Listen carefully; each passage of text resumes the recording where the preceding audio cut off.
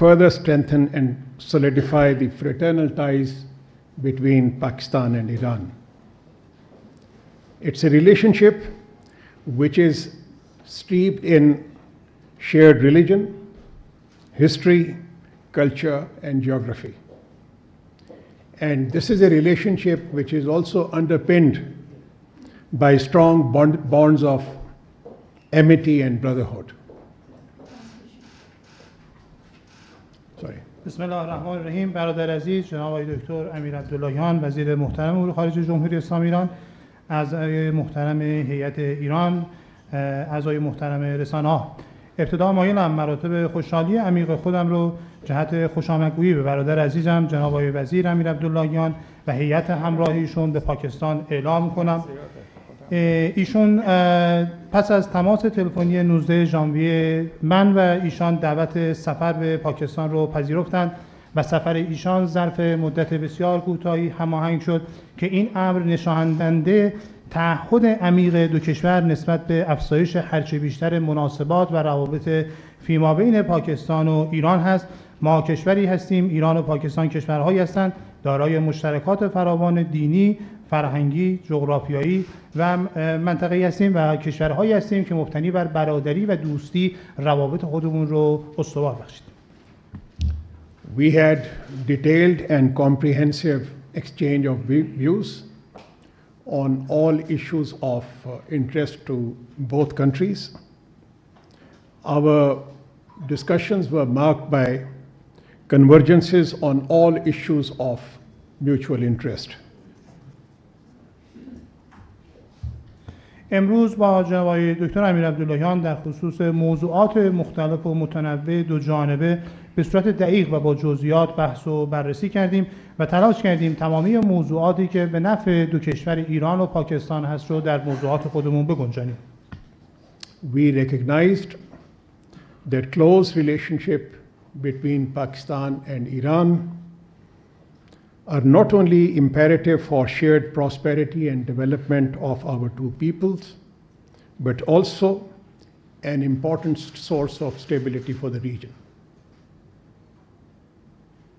دو طرف ایران و پاکستان بر این موضوع تاکید داشتند که مناسبات و روابط نزدیک میان دو کشور نه تنها برای رفاه و توسعه مشترک دو ملت ایران و پاکستان دارای ارزش و اهمیت هستش، بلکه منبع مهمی برای صلح و ثبات پایدار در این منطقه نیز می باشد. Guided by this spirit, Pakistan and Iran have resolved to expand our cooperation, especially in the political and security domains. در این خصوص و در نتیجه کشورهای پاکستان و ایران تصمیم گرفتند و مصمم هستند نسبت به توسعه روابط و همکاری‌های سیاسی و امنیتی میان دو کشور. The threat of terrorism poses a common challenge to both our countries. خطر تروریسم چالش مشترکی در برابر ایران و پاکستان است. Pakistan and Iran have agreed to adopt collective and collaborative approaches to confront this menace by fully leveraging the robust institutional mechanisms which already exist between our two countries. ایران و پاکستان مصمم هستند تا رویکردی جمعی و گروهی و مبتنی بر همکاری جهت مقابله با خطر تروریسم اتخاذ کنند و این امر از طریق تقویت هرچه بیشتر مکانیزم‌های همکاری سازمانی میان دو کشور قابل انجام است.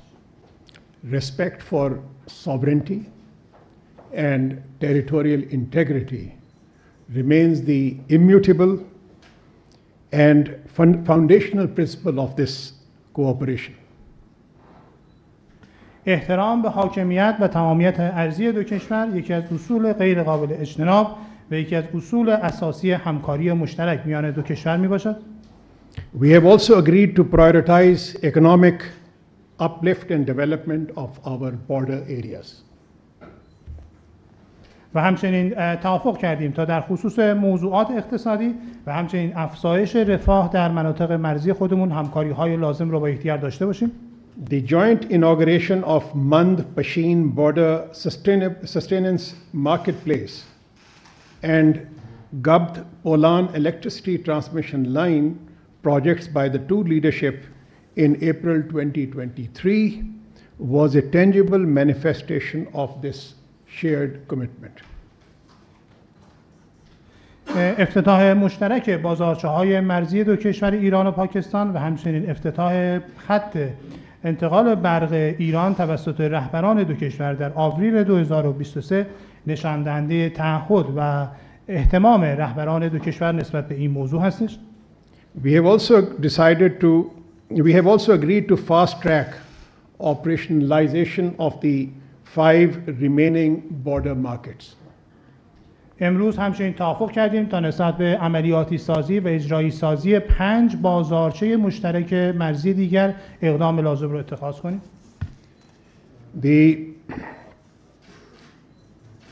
There are certain outcomes of this important meeting that we had between our two sides, and I would like to list those in order to summarize our discussions. One, we have agreed to establish a high-level consultative mechanism at the level of the foreign ministers of the two countries.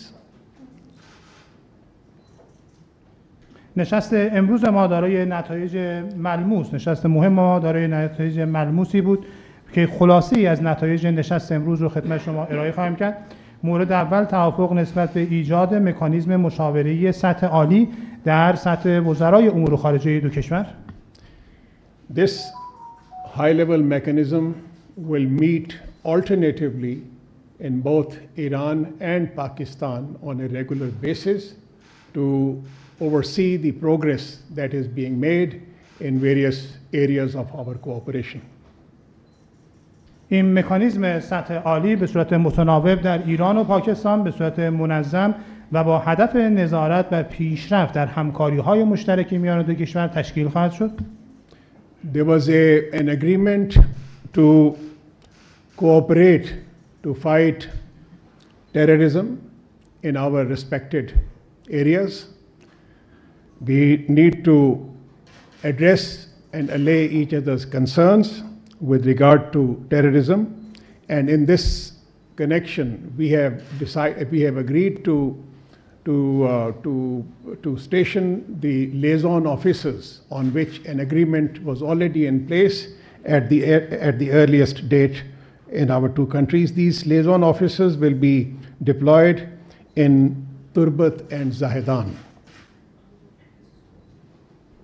همچنین توافق کردیم در خصوص ضرورت ایجاد همکاری‌های مشترک در زمینه مبارزه با تروریسم و همچنین ضرورت برخورد و رفع نگرانی‌های دو طرف نسبت به نگرانی‌های امنیتی ایران و پاکستان و توافق کردیم تا در اولین فرصت ممکن افسران رابط میان دو کشور منصوب بشن و به شهرهای تربت و زاهدان اعزام بشن و در اونجا مستقر بشن.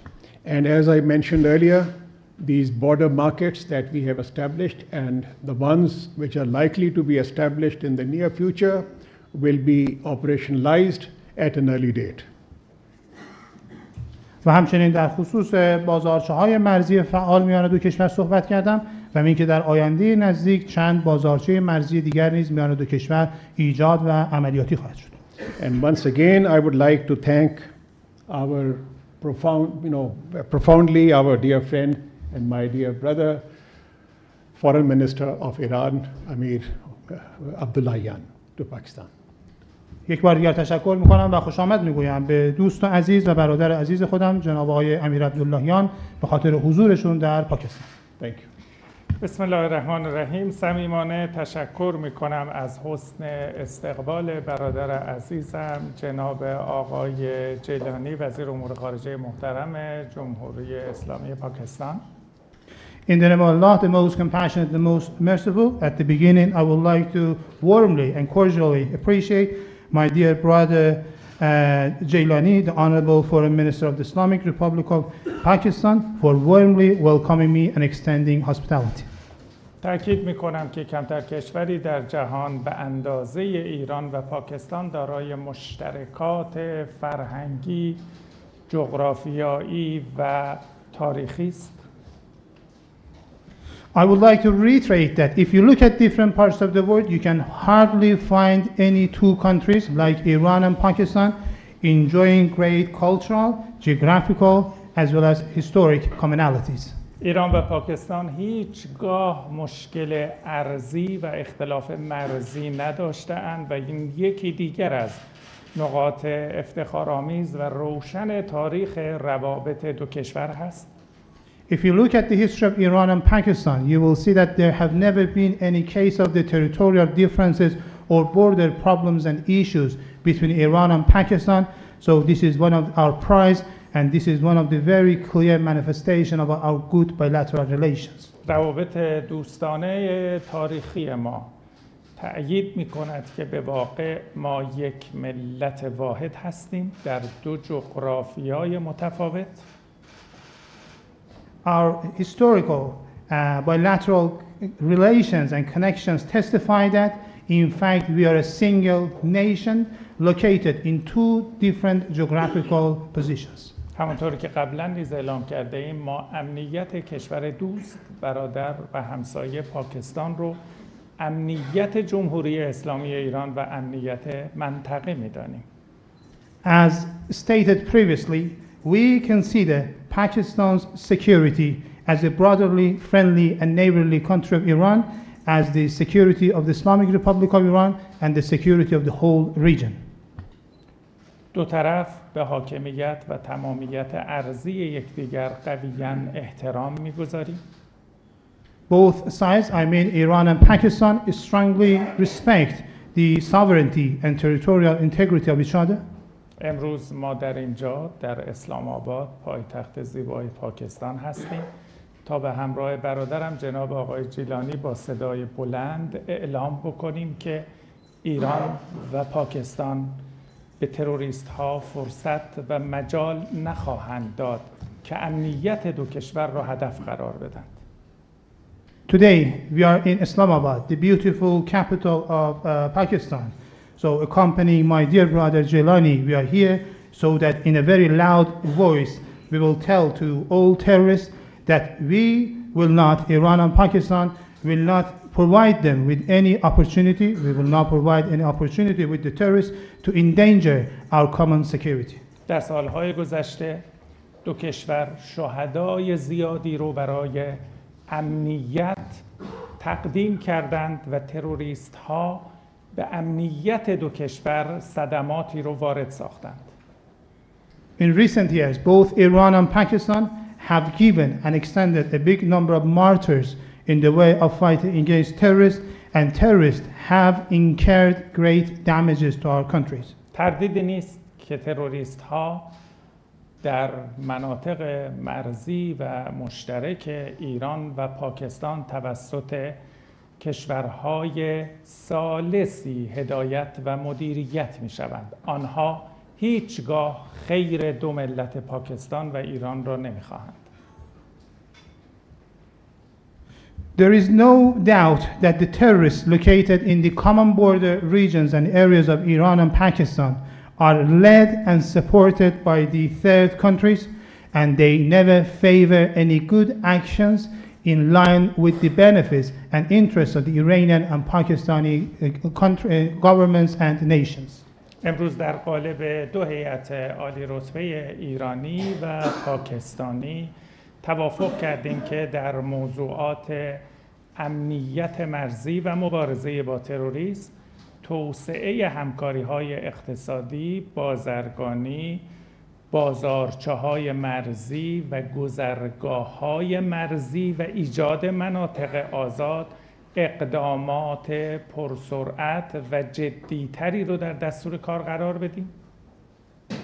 Today, the two high-ranking delegates and delegations of Pakistan and Iran, we agreed together in order to take further actions as soon as possible when it comes to border security, necessity of fighting against terrorism, expansion of trade, commercial and economic cooperation, establishment of the joint border markets, and opening of the border crossing, as well as establishment of the free trade zones. ما اتفاق نظر داریم که مرزهای مشترک رو به مرزهای تجاری و مرزهای توسعه و پیشرفت استانهای مرزی دو کشور تبدیل بکنیم.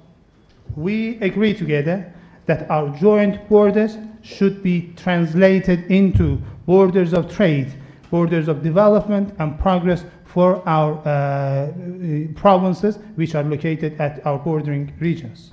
در سایه همکاری مشترک و نیرومند تهران و اسلام آباد به تروریست ها فرصت و مجال نخواهیم داد که پس از این امنیت دو ملت و دو کشور را هدف قرار بدند.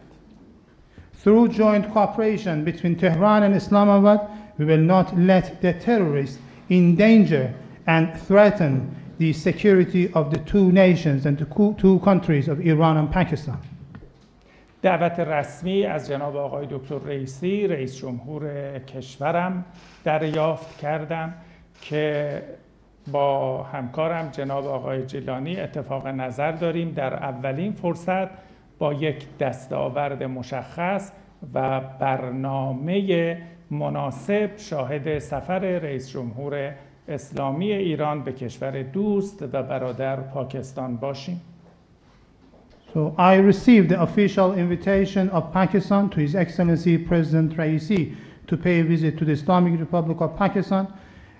My dear colleague Jailani as well as myself agree that we need to this visit as soon as possible in the convenient time in future, and we need to establish and to draft some good programs and some good achievements for this visit to be made to the brotherly and friendly country of Pakistan. توسعه گردشگری از جمله گردشگری زیارتی از توافقات امروز ما بود و همچنین نهایی کردن پروژه‌های مربوط به همکاری دو کشور در حوزه انرژی که در روزهای آینده شاهد تبادل هیئت‌های ذی‌ربط خواهیم بود. Also, we agreed about the necessity of expanding pilgrimage tourism between Iran and Pakistan, and we agreed about the necessity of finalizing the